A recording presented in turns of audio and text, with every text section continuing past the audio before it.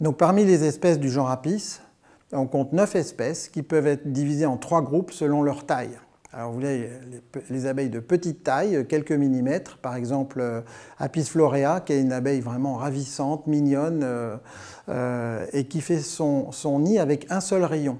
À l'extérieur, généralement sous des branches de palmier et pas très haut.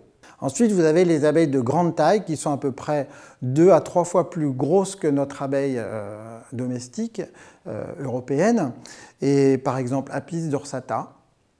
Et ces abeilles font leur nid à l'extérieur, également un seul rayon, qui peuvent être assez importants, jusqu'à 1 mètre de longueur.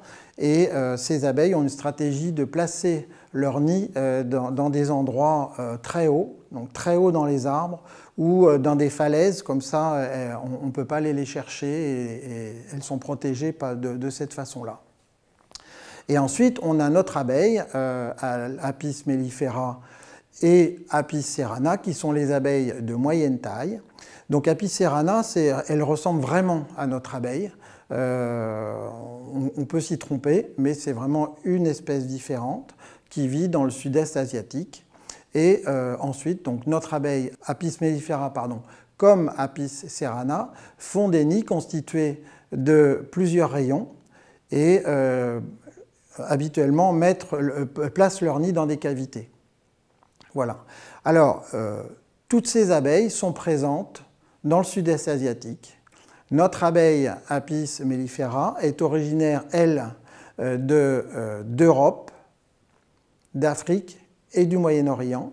Et elle a été exportée partout dans le monde, tout simplement parce qu'elle produit beaucoup plus de miel que les autres espèces. Et c'est pour ça qu'on la trouve, par exemple, en Amérique, parce qu'elle a été exportée par les premiers colons. Il n'y avait pas d'abeilles du genre Apis en Amérique.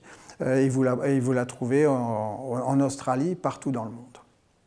Voilà. Alors, notre abeille Apis mellifera eh bien, comporte 25 sous-espèces qui ont été vraiment décrites.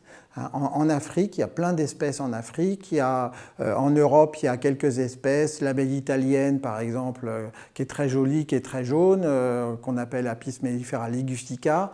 Nous, en France, on a Apis mellifera mellifera, l'abeille noire, etc.